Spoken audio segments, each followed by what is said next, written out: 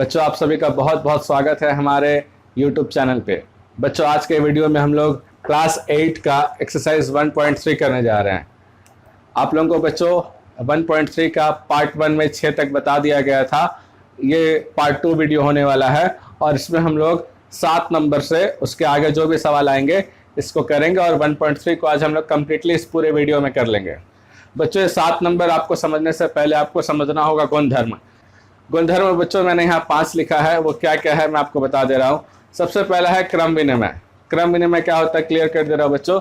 जब संख्या का किसी दो संख्या का क्रम बदल कर लिखा जाता है और वो बराबर हो जाता है तो उसे क्रम विनिमय कहते हैं। जैसे आप यहाँ उदाहरण से समझ रहे हैं, मान लीजिए संख्या 2 गुने 3 है तो बराबर हो जाएगी 3 गुने 2। इसी को यहाँ मैंने चर के अनुसार लिख के आपको समझाया है। बच्चों नंबर 2 है सहचारी। सहचारी यानी सहचारिता। इसमें क्या होता है बच्चों, इसमें 3 डिजिट रहते हैं, जैसे 1 2 3 बराबर 1 2 3 सेम। इसमें देखिए क्रम नहीं बदल रहा है जैसे कि यहाँ बदल रहा था। अब खाली इसमें अंतर ये रहता है कि इसमें फर्स्ट वाले को पेयर कर दिया जाता है, जोड़ा बना दिया जाता है, और लास्ट वाले को, ताकि इन दोनों का काम करके जो आएगा इससे गुना करूंगा और यहाँ इन दोनों को गुना करके जो आएगा इससे गुना करूंगा। ये सहचारिता का नियम है और सहचारिता का उदाहरण है। बच्चों 3 नंबर में आते हैं। ये लिखता है बच्चों एक का मतलब गुना, गुणात्मक तत्समक।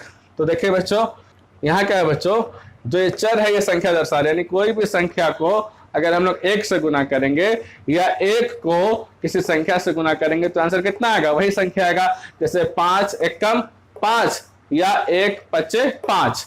तो अगर ऐसा रहता है बच्चों तो उसको हम लोग कहते हैं 1 का गुणात्मक तत्समक।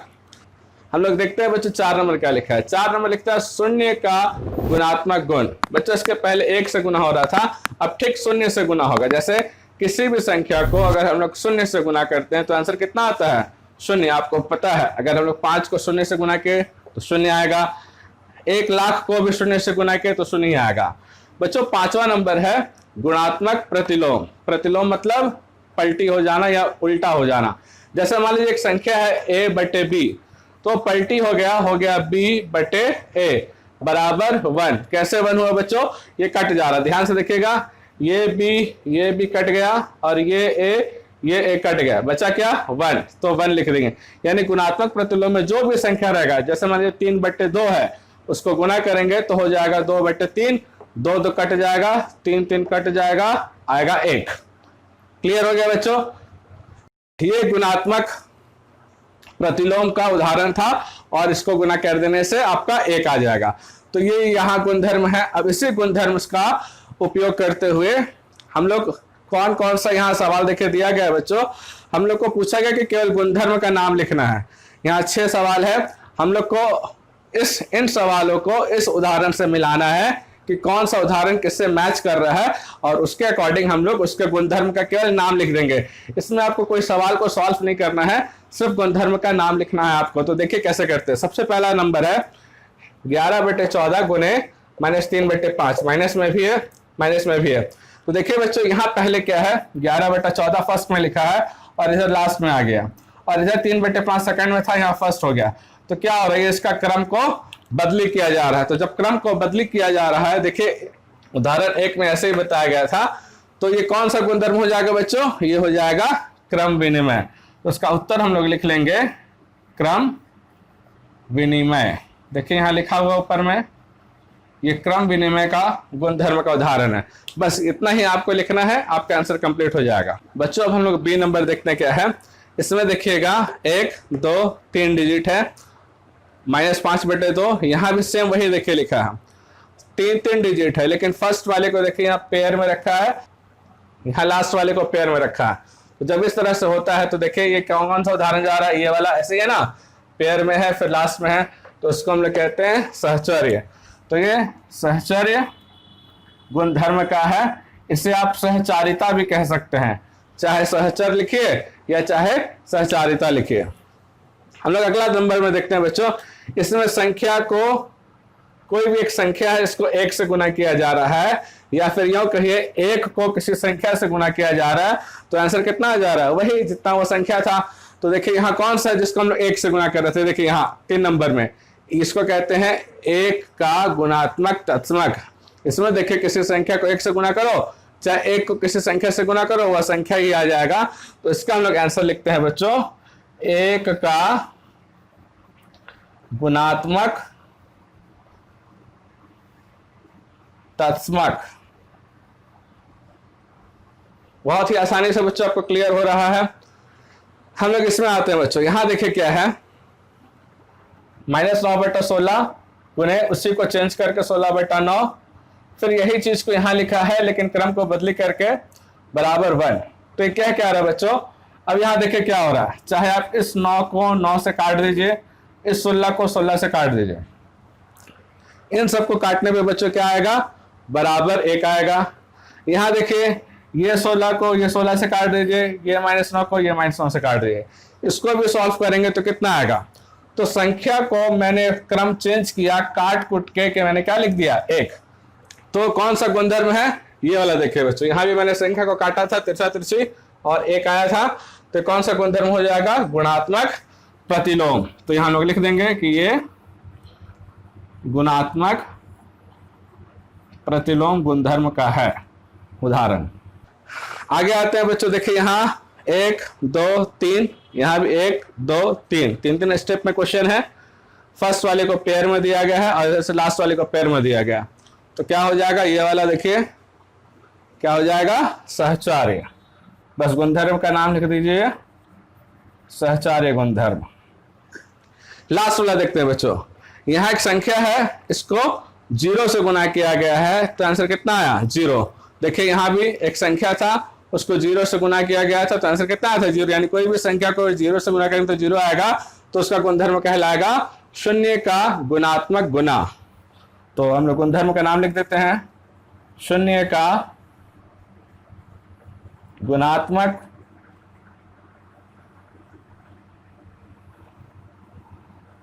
गुण, 0 का गुणात्मक गुण। इस प्रकार बच्चों हम लोगों ने ये 7 नंबर को बहुत ही आसानी से क्लियर कर लिया है। बच्चों आप जो गुणधर्म का ऊपर लिखा गया है इसे भी अपने कॉपी में बढ़िया ढंग से लिख के इसको आप उदाहरण को समझिएगा।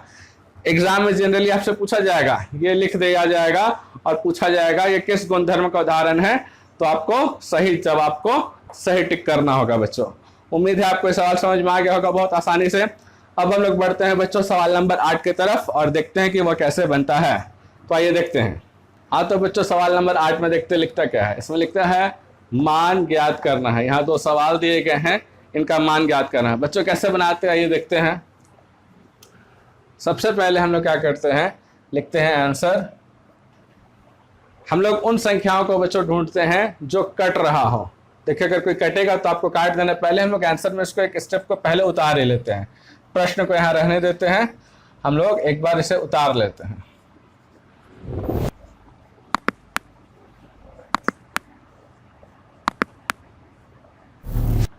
अब बच्चों आप लोगों को काटने मैंने सिखाया था कि काटा कैसे जाता है, ऊपर नीचे कटता है। तो हम लोग काट देते हैं जो जो संख्या कट रही है। सबसे पहले काटते हैं इसको 15 दूनी 30, ये कट गया बच्चों। 2 ये वाला और ये 2 कट गया। 7 का पहाड़ा में 35 5 बार में आता है बच्चों, वो कट गया। 7 का पहाड़ा में 21 3 बार में आता है, ये कट गया। और 7 का पहाड़ा में 28 4 बार में आता है, ये कट गया बच्चों। अब हमारे पास ऊपर में केवल मात्र 3 रह गया है, -3 में है तो इसको लिख दिए -3।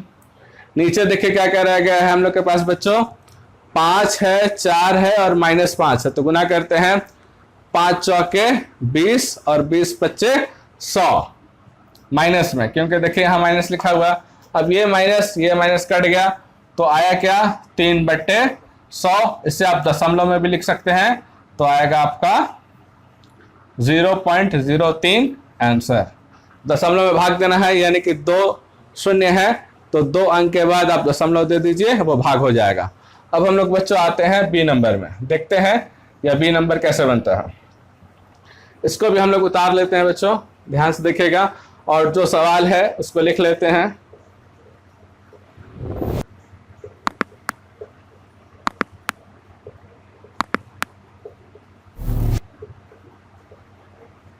और अगर इसमें कोई कट रहा है बच्चों तो इसको हम लोग जल्दी जल्दी काट लेते हैं। सबसे पहले 17 5 85 माइनस यहाँ रहेगा ही 5 छक 30 6 तिया 18, ये 3 कट गया बच्चों। यहाँ भी काट लेते हैं, 3 का पहाड़ा से 12 तिया 36 3 सत्ते 21। और भी कट रहा है बच्चों, देख लीजिए। नहीं, बिल्कुल नहीं। तो ऊपर मेरे पास क्या बच रहा है, -12। आप लिख दीजिए -12 और नीचे 7 × 35, यानी आंसर आ जाएगा -12/35। बहुत ही आसान है बच्चों। यहाँ हम लोगों ने 8 नंबर क्लियर कर लिया है। अब हम लोग बढ़ते हैं अगले सवाल 9 नंबर की तरफ। बच्चों अब हम लोग आ गए हैं 9 नंबर पे। इसमें लिखता है सत्यापित करें कि निम्नलिखित कथन सत्य है अथवा असत्य। 2 सवाल दिया गया है बच्चों, बराबर आपको ये है कि नहीं ये बताना है। आइए देखते हैं। पहले बच्चों हम लोग इसका मान ज्ञात कर लेंगे, उसके बाद ये खुद ब खुद पता चल जाएगा कि दोनों तरफ बराबर है कि नहीं। हम लोग सबसे पहले लिखेंगे 2/3। बच्चों आपको पता होगा कि जब भाग रहता है संख्या तो उससे हम लोग पलटी कर देते हैं गुना में, तो उसके जो बाद वाला संख्या रहता है वो भी पलटी हो जाता है। ये -8/9 है तो हो जाएगा -9/8। बच्चों ध्यान दीजिएगा कि केवल संख्या पलटी होता है, चिन्ह जहां है वो वैसे ही रहेगा। चिन्ह अगर मान लीजिए हर में भी रहता है तो आप चिन्ह को अंश में ही लिखा कीजिए माइनस का, क्योंकि माइनस हमेशा जनरली ऊपर ही लिखा जाता है बच्चों। इसलिए देखिए मैंने चिन्ह जहां था उसको वैसे रख दिया। अगर चिन्ह मान लीजिए यहाँ भी ले रहता ना माइनस की जगह, तो भी मैं इसे ऊपर ही अंश में ही लिखता। तो 8/9 था तो मैंने इसे लिख दिया 9/8 बराबर का बराबर। -8/9 का 8/9 भाग पलटी हो गया गुना में, और 2/3 था, यह संख्या क्रम बदली हो जाएगा 3/2। इसे अगर बच्चों अब देखते हैं, अगर कोई संख्या कटता है तो काट देते हैं।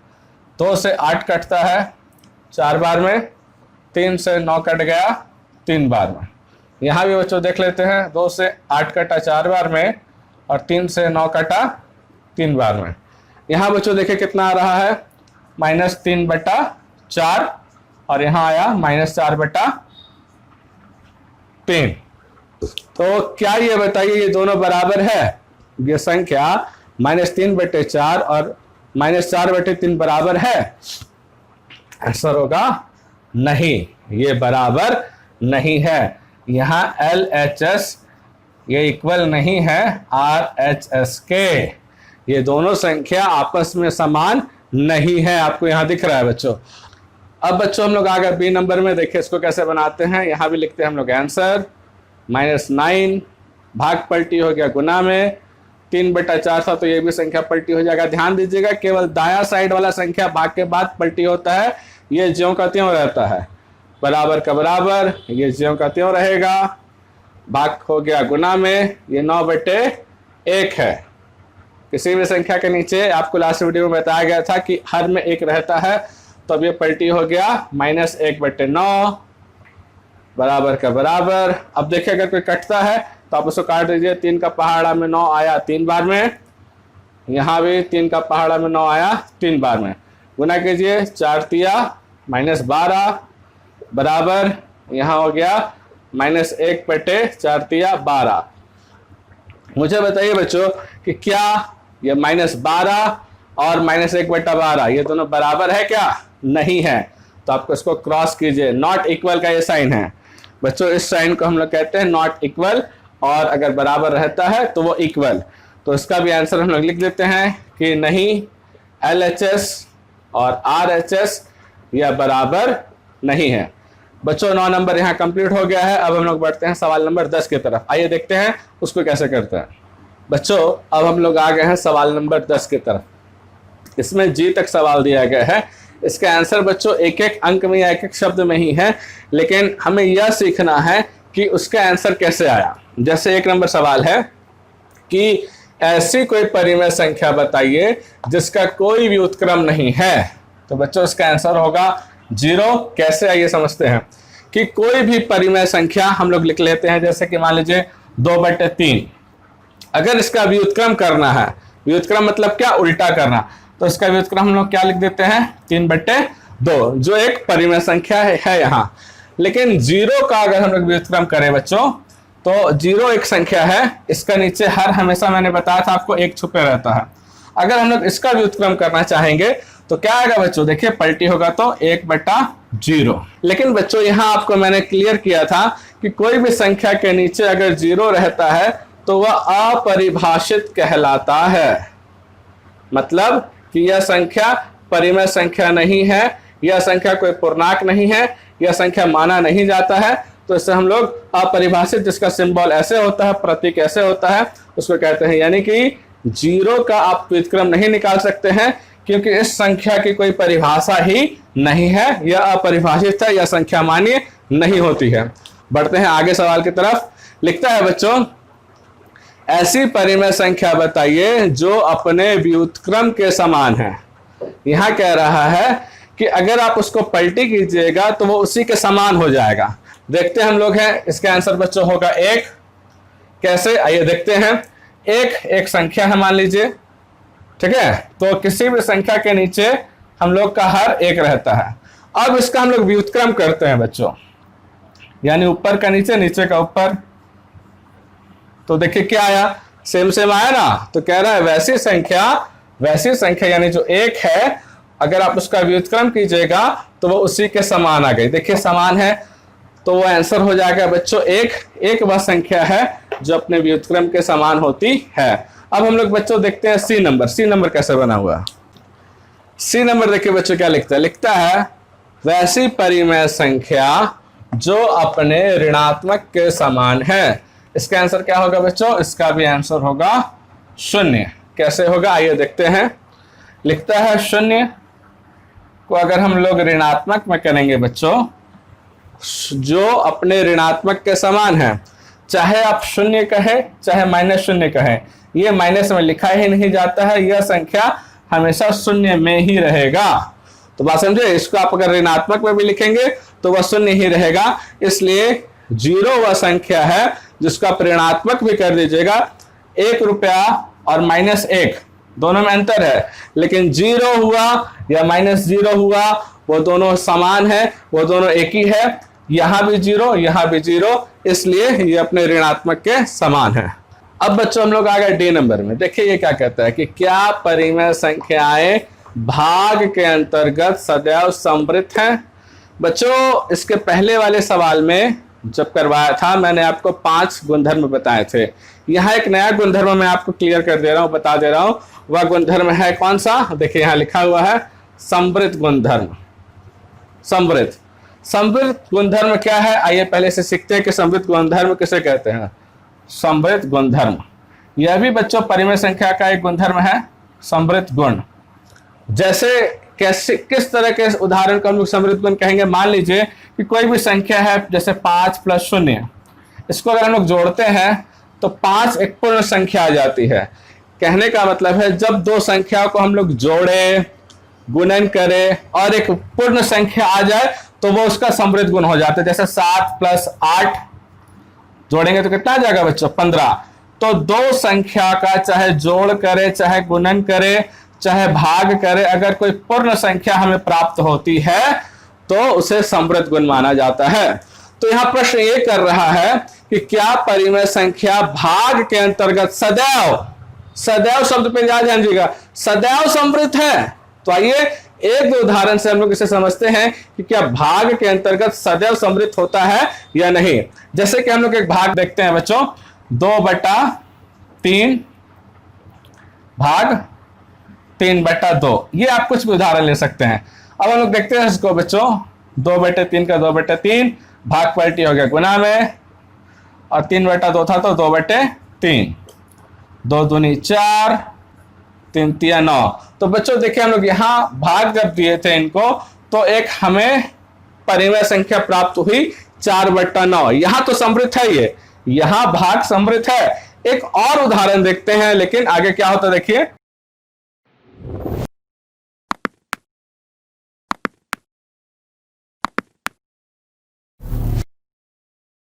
देखिए बच्चों यहां मैंने एक दूसरा उदाहरण लिया है, 2/3 भाग 0/4। अब हम लोग इसको करते हैं तो देखिए क्या होता है, 2/3 भाग पलटी हो गया गुना में, 0/4 था तो पलटी हो जाएगा 4/0, गुना करेंगे 4 दूनी 8, 3 को 0 से गुना करेंगे 0। अब देखिए बच्चों यहाँ क्या हो गया।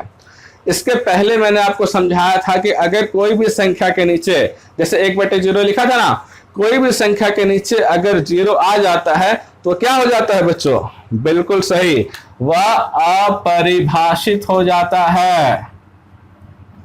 यानी कि वह आपका जो संख्या है वह अपरिभाषित है, जिसका साइन मैंने आपको ऐसा बताया था, यानी वह संख्या मान्य नहीं होगी। तो यहां देखिए परिमेय संख्या भाग के अंतर्गत सदैव समृद्ध हुआ। हम लोगों ने 2 संख्या लिया था, देखिए 0/4 है एक पूर्ण संख्या, क्योंकि यह हर 0 के बराबर नहीं है।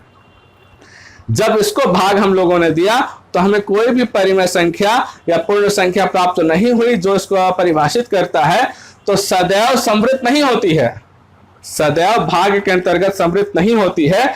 तो हम लोग इसके आंसर क्या लिखेंगे बच्चों? कि नहीं, सदैव समृद्ध नहीं होती है, कभी कभी हमें अपरिभाषित संख्या भी देखने को मिल जाता है। बच्चों उम्मीद है आपको क्लियर हो गया समृद्ध क्या है।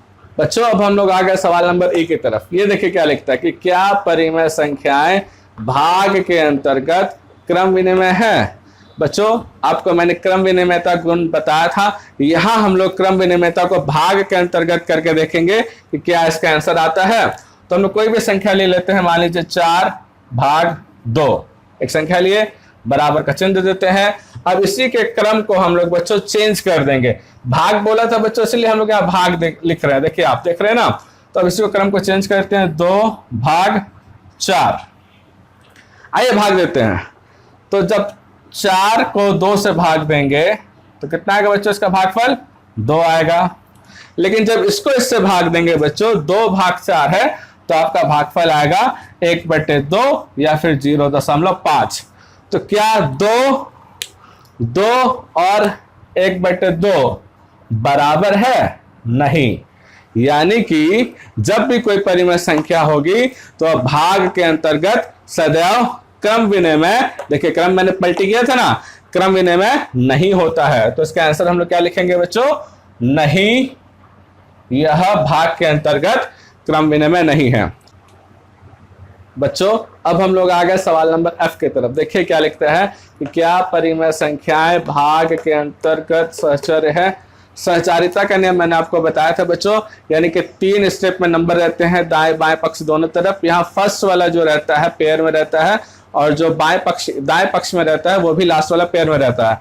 मैं उदाहरण के साथ आपको समझा रहा हूँ। जैसे मैं कोई भी संख्या ले लेता हूँ, 12 मान लीजिए भाग 6/2 कर देता हूँ, बराबर देके सेम यही चीज को यहाँ लिख देता हूँ, 12/6/2। अब यहाँ से फर्स्ट वाले को हम लोग एक पेयर में रखते हैं, एक ब्रैकेट के अंतर्गत, और इधर से लास्ट वाले को। ये सहचारिता का नियम हो गया, और भाग के अंतर्गत बोला था तो भाग के अंतर्गत भी हो गया। तो आइए बच्चों हम लोग उसको भाग देते हैं। बताइए 6 का पहाड़ा में 12 कितने बार में आएगा? 2 बार में। भाग का भाग, 2 का 2, बराबर का बराबर, 12 का 12, भाग का भाग। अब बताइए 2 का पहाड़ा में 6 कितनी बार में आएगा? 3 बार में। बिल्कुल सही। अब हम लोग इसको भाग देते हैं, 2 का पहाड़ा में 2 कितनी बार में आएगा? 1 बार में। और 3 का पहाड़ा में 12 कितनी बार में आएगा? 4 बार में। तो क्या यह दोनों संख्या आपस में बराबर है बच्चों? नहीं, बिल्कुल नहीं, यह दोनों बराबर नहीं है। तो क्या सहचारिता का नियम का पालन कर रहा है? नहीं, पालन तब होता जब दोनों तरफ हमारा बराबर आ जाता। तो हम लोग बच्चों इसका भी आंसर लिख देंगे, नहीं, यह सहचारिता का जो भाग है अंतर्गत, भाग के अंतर्गत यह सहचारिता नहीं है। मुझे लगता है बच्चों आप लोगों को बिल्कुल आसानी से सब समझ में आ रहा है। कैसे करके मैं बता रहा हूं उस पर फोकस कीजिएगा। लास्ट सवाल बच गया, ये से भी देख लेते हैं। बच्चों आप लोग आगे जे नंबर देखिए क्या लिखते हैं, क्या हम 1 को 0 से भाग कर सकते हैं? क्या हम 1 को, एक जो संख्या है इसको 0 से भाग दे सकते हैं? बच्चों मैं आपको शुरू से बता रहा हूं, इसी सवाल के अंतर्गत मैंने आपको बताया था कि जब किसी भी संख्या को 0 से भाग देते हैं तो वह कोई परिमेय संख्या नहीं होता, वह क्या बन जाता है? अपरिभाषित बन जाता है, यानी कि इसका भाग देना संभव नहीं है। तो इसका आंसर हम लोग क्या लिखेंगे बच्चों? इसका भी आंसर लिख देंगे, नहीं, भाग हम लोग नहीं दे सकते हैं, यह असंभव है, वह कोई परिमेय संख्या बनेगी ही नहीं। बच्चों यहाँ तक आपको पूरा मैंने क्लियर कर दिया 10 नंबर। अब हम लोग बढ़ते हैं अगले सवाल 11 नंबर की तरफ। बहुत तेजी से पढ़ा रहा हूँ बच्चों, साथ साथ में समझा भी रहा हूँ। उम्मीद है आप लोगों को बेहतर ढंग से समझ में आ रही होगी बच्चों। अगर इसके बावजूद भी आपको कोई दिक्कत लगता है तो नीचे कमेंट बॉक्स में जरूर जाइए, सवाल नंबर लिखिए और पूछिए सर मुझे ये सवाल अभी भी दिक्कत हो रहा है, तो मैं आपको अगले वीडियो में उसको याद से आपको मैं क्लियर कर दूंगा। हम लोग बढ़ते हैं अगले सवाल की तरफ, देखते हैं 11 नंबर। बच्चों अब हम लोग आ गए हैं सवाल नंबर 11 में। इसमें लिखता है रिक्त स्थानों को भरिए। बच्चों रिक्त स्थानों को तो हम लोग भर लेंगे तुरंत, लेकिन हमको ये समझना है कि रिक्त स्थान में जो भी मैं फील कर रहा हूँ वो आंसर कैसे आ रहा है। इसके पहले जो आपको 10 नंबर सवाल बताया गया था बच्चों, वो आपको मैंने पूरा क्लियर किया था कि हम जो भी आंसर लिख रहे हैं वो कैसे लिख रहे हैं। इसमें मैं आपको क्लियर करूंगा। सबसे पहले लिखता है कि शून्य का व्युत्क्रम क्या होता है। तो देखते हैं बच्चों, शून्य मान लीजिए यहाँ मैं लिखता हूँ, किसी भी संख्या के नीचे क्या रहता है बच्चों, 1 रहता है। अब इसका मैं व्युत्क्रम करता हूँ, यानी कि व्युत्क्रम संख्या को पलटी करना, तो हो जाएगा बच्चों 1/0। देखिए 0 आ गया, तो अभी क्या हो गया बच्चों, अपरिभाषित हो गया। क्या कोई संख्या है? नहीं, ये अपरिभाषित है। ये कोई परिमेय संख्या हमको नहीं प्राप्त हुआ, कोई पूर्ण संख्या नहीं प्राप्त हुआ। तो क्या शून्य का कोई व्युत्क्रम बना? शून्य का व्युत्क्रम कुछ नहीं है, शून्य का व्युत्क्रम नहीं है। आप समझ गए बच्चों, शून्य का व्युत्क्रम है ही नहीं, वो तो हम लोग का परिमेय संख्या दिया ही नहीं।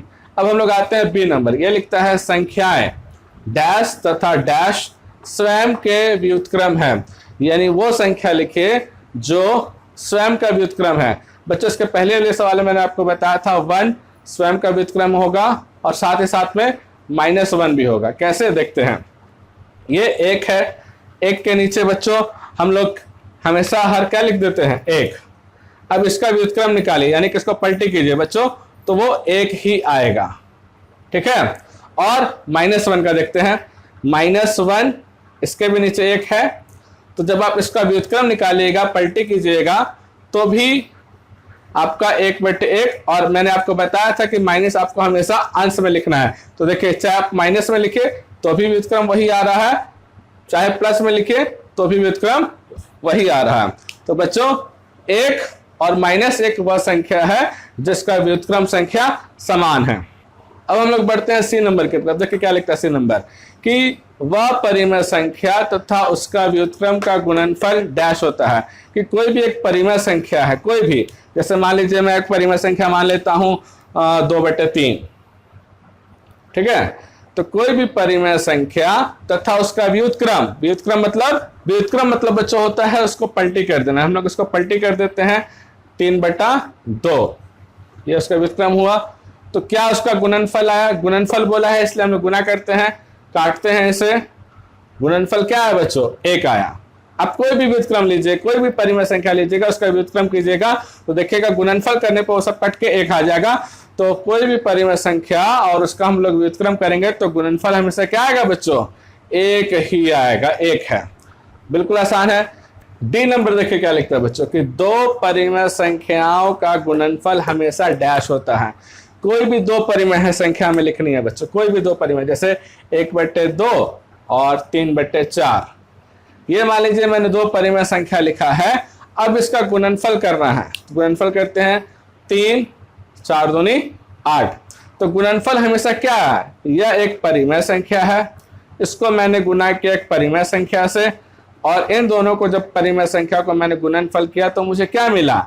एक परिमेय संख्या ही मिला ना। अगर हर आपका 0 रहता तो वह परिमेय संख्या नहीं रहता, वह अपरिभाषित हो जाता। लेकिन यहाँ मुझे मिला है एक परिमेय संख्या, दूसरा परिमेय संख्या से गुना किए तो परिमेय संख्या ही मिला है। तो हम लोग लिख देंगे कि जब 2 परिमेय संख्याओं का गुणनफल हम लोग करते हैं तो हमेशा परिमेय संख्या ही प्राप्त होती है, परिमेय संख्या ही होगी। यानी कि 2 परिमेय संख्याओं का गुणनफल हमेशा परिमेय संख्या है। क्लियर है बच्चों? अब हम लोग आते हैं सवाल नंबर ई की तरफ। किसी धनात्मक कोई भी एक धनात्मक, जैसे कि 3/2 एक धनात्मक है यानी प्लस में है, इसका व्युत्क्रम करते हैं। 3/2 का व्युत्क्रम क्या हो जाएगा? 2/3। किसमें प्राप्त हो रहा है? देखिए धनात्मक है, व्युत्क्रम किसमें प्राप्त हुआ, ये भी धनात्मक में ही प्राप्त हुआ। तो हम लोग आंसर लिख देंगे कि किसी भी धनात्मक परिमेय संख्या का व्युत्क्रम क्या होगा बच्चों, धनात्मक ही होगा। बिल्कुल सही। हम लोग आते हैं अगले सवाल। यहाँ क्या लिखता है, किसी, अब ऋणात्मक आ गया, किसी ऋणात्मक परिमेय संख्या का व्युत्क्रम डैश है।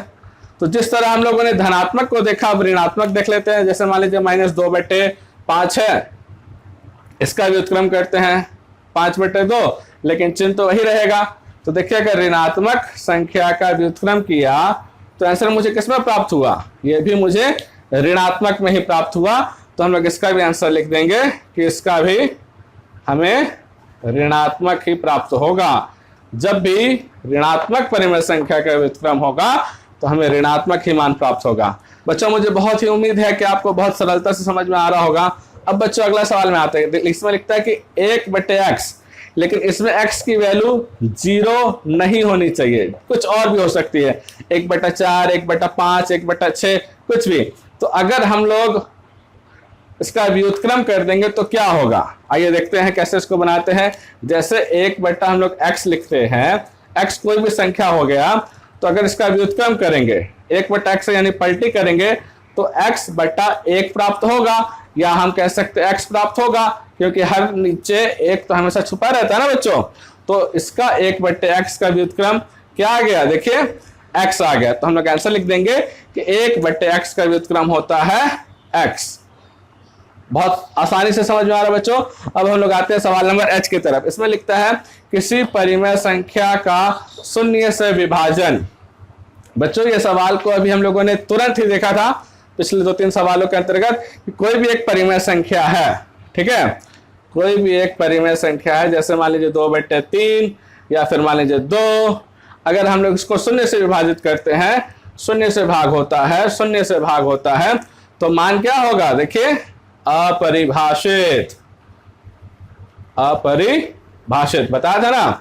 तो किसी भी संख्या का शून्य से विभाजन नहीं हो सकता है, उसका मान नहीं आएगा। तो हम लोग आंसर लिख देंगे शून्य से विभाजन नहीं होता है।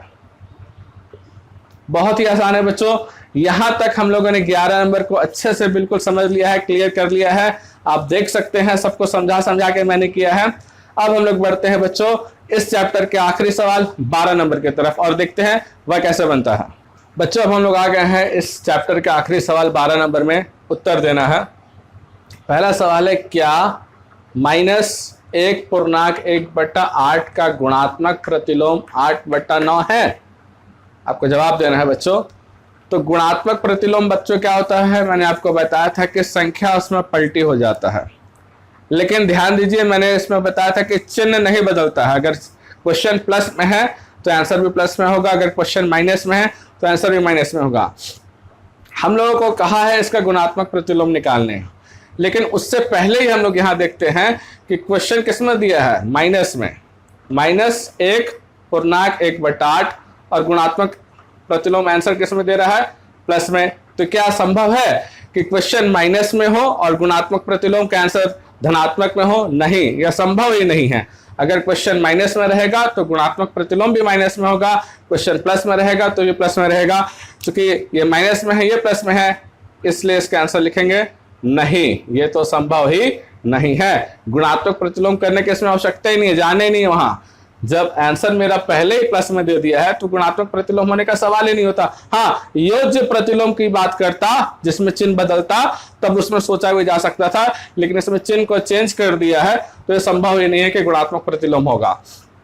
जैसे ठीक अगला एक सवाल एक और देखिए क्या लिखता है कि क्या 3/1/3 का गुणात्मक प्रतिलोम 0.3 है। अब देखिए ये भी प्लस में है और ये भी प्लस में है। तो अब हम लोग क्या करेंगे, बी नंबर में गुणात्मक प्रतिलोम निकालेंगे और जांच करेंगे क्या ये दोनों सही है। तो देखते हैं 3/1/3, इसको हम लोग तोड़ते हैं, 3×3 9 और 1 10/3। अब इसका गुणात्मक प्रतिलोम निकालना है बच्चों 10/3 का। तो गुणात्मक प्रतिलोम जब हम निकालते हैं तो संख्या क्या हो जाती है, पलटी हो जाती है, यानी 3/10। इसको हम लोग पॉइंट में लाते हैं, एक शून्य लिखा है इसीलिए एक संख्या के बाद दशमलव दे देते हैं। तो क्या 3/1/3 का गुणात्मक प्रतिलोम 0.3 आया। 3.1/3 का गुणात्मक प्रतिलोम 0.3 आया, हाँ आया है। तो इसका हम लोग उत्तर क्या लिखेंगे बच्चों? हाँ, यह सत्य है। सवाल नंबर सी में देखते हैं हम लोग, क्या 0.4 का व्युत्क्रम 5/2 है? ये भी वही पूछा है, तो हम लोग उसको भी बनाते हैं। 0.4 कह रहा है, ठीक है बच्चों। अब इसका व्युत्क्रम निकालते हैं, दशमलव हटाते हैं, नीचे आएगा 10, काटते हैं 2 दूनी 4, 5 दूनी 10, 2/5 आया काटने से। अब हम लोग इसका व्युत्क्रम निकालेंगे, यानी संख्या को पलटी कर देंगे, तो इसका व्युत्क्रम हो जाएगा 5/2, यानी 0.4 का व्युत्क्रम क्या है बच्चों? 5/2। तो देखिए क्या आया है, हाँ बिल्कुल आया है। तो हम लोग आंसर लिखेंगे कि हाँ 0.4 का व्युत्क्रम 5/2 है, ये कथन सत्य है। अब हम लोग बढ़ते हैं बच्चों सवाल नंबर डी की तरफ। कहता है कि 6/13 को, ध्यान से देखिएगा, -7/16 के व्युत्क्रम से गुना करने पर कितना होगा? चलिए इसको सॉल्व करते हैं। 6/13 को -7/16 के व्युत्क्रम से, यानी कि इसका व्युत्क्रम करना होगा, इसको पलटी कर देना होगा, और क्या करेंगे? गुना का साइन दे देते हैं, इसको पलटी कर देते हैं, माइनस ऊपर ही रहने देते हैं। 7/16 है तो 16/7 लिख देते हैं। अब गुना करेंगे, 16×6 96, ऊपर माइनस है तो माइनस लिख दीजिए, और 13×7 91। समझ गए बच्चों? यानी कि इन संख्या को वैसे का वैसे ही रखा, इसका व्युत्क्रम किया और इसको गुना किया। देखिए 16×6 96, 13×7 91। तो आंसर जो हमें प्राप्त हुआ वो हुआ, यहां लिख देते हैं हम लोग बच्चों, -96/91। बिल्कुल इजीली आपको समझ में आ गया है बच्चों। अब हम लोग आते हैं सवाल नंबर ई की तरफ। देखिए ई क्या कहता है बच्चों? ई कहता है कि इन दोनों को जोड़िए, फिर इसको 5 से गुना कीजिए और बताइए कि उसका मान क्या होगा। आइए सॉल्व करते हैं। 2 7 है तो हम लोग कितना लिखेंगे बच्चों? भिन्न का जोड़ है 1 7 लिखेंगे, और ऊपर 5 और 2 7 ही हो जाएगा, गुने 5 का 5। अब इसको काटते हैं, 7 का पहाड़ा में 7 एक बार में कट गया, 5 एकम 5। तो बच्चों इसको जोड़कर गुना 5 से करेंगे तो आंसर हम लोग का कितना आ जाएगा? 5 ही आ जाएगा। अब हम लोग बढ़ते हैं एफ नंबर। 0/2 का व्युत्क्रम क्या होगा बच्चों? यहां देखते हैं 0/2 व्युत्क्रम, यानी कि पलटी करेंगे, चेंज करेंगे तो 2/0 हो जाएगा। ये देखिए बच्चों फिर वही आ गया, इसका हर क्या हो गया? 0। तो जैसे ही मैंने बताया 0 से भाग आएगा या हर उसका 0 हो जाएगा, तो व्युत्क्रम क्या हो जाएगा?